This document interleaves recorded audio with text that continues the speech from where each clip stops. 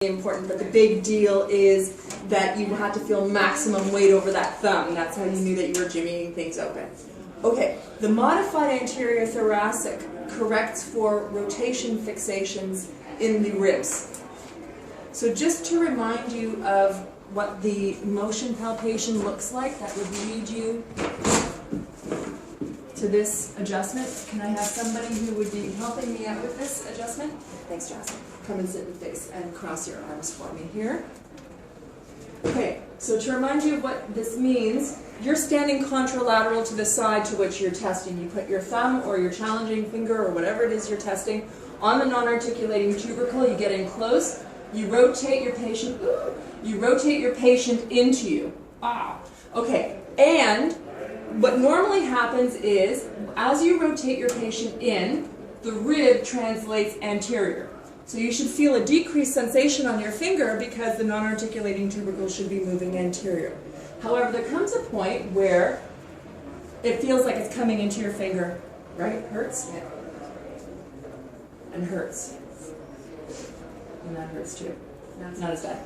Okay, so and of course you would check both sides out. There comes a point where it feels like it's coming into your finger. The rotation has been posterior, and now we need to move this non-articulating tubercle anterior. Okay, you're going to come lie down on your back. So whenever a patient is supine, the headpiece is elevated. That's a little too elevated. Okay. Now, here's the modification. The modification is we're no longer interested in the spine, we're interested in the non-articulating tubercle. And so, what we're going to be doing is we're still going to have our hands either in a fist or the thumb or like however you wanted to do it. I like it this way, however you like to do it. But this time, instead of sliding the thumb or whatever your flat surface is in between the fixated spinous processes, instead we're using the thenar eminence as a pillow to place the non-articulating tubercle that is most posterior. Okay? Now you can set up for this either ipsilaterally or contralaterally. It doesn't matter. And generally speaking, I set the people up the same way that I would for an anterior thoracic. Dr. Dunk doesn't do this, but I usually have my patients bend their knees because it assists in this whole flexion business, and the headpiece is elevated.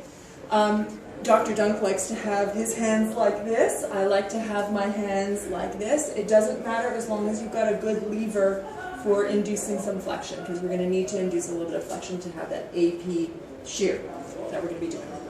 Okay, right now I'm going to show you a contralateral adjustment, and then I'll show you an ipsilateral adjustment. They're identical. They're identical. It's just, it depends how you want to set up. So you're going to be hugging your scapula. So make sure that your patients are hugging their scapula, not their shoulders. And I don't want a flippy floppy X. I want a nice V hugging the scapula. Okay? Because it gives me a lot of flexion power. Okay. It was on this side. There were a couple. So you're going to roll towards me. And I'm going to find the non-articulating tubercles. Get your hair out of the way. I'm going to find the non-articulating tubercle that's out of place. How do I do that? Well, a couple of ways. Basically, what I do is I find the non-articulating tubercle line, which I would use my fingers for. The ring finger is the non-articulating tubercle line, and I just feel for the one that feels like a rock sticking out at me. Or I just slide down like this, and oh, there's the rock right there. Okay, I'm going to adduct my thumb, and my thenar eminence is going to go right onto it. And I'm going to roll her back to center. Now, she's going to take a breath in and breath out. On the breath out, I am going to induce flexion. I'm going to plant my sternum on top of my hands, and I'm going to roll my patient over to the side, more so than where the spine was before. I need to feel maximum weight over my thumb, and I don't yet, so I need to induce some cephalad traction. I'm ready to adjust here. So what did I do? I just did a U. I just made a U. Roll in a U until you feel maximum weight over that thumb. And then the adjustment will be exactly the way that we did it for an anterior thoracic. So if you needed to roll a lot cephalad, it'll be a 45-degree drop. If it was more like you did a backwards J or a J, depending on what you're doing, then you're doing a 90-degree drop. Depends what you're doing. Breath in, all the way out.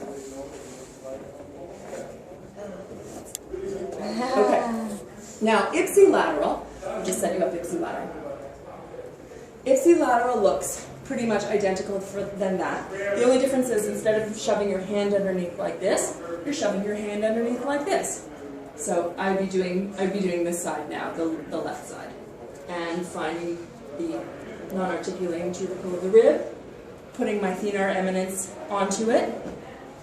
Again, I'm going to be doing a U, but my U isn't going to be so broad because I don't have to get over her. I'm already on the same side. It'll be more like an elongated U. More flexion and a little bit of roll this way.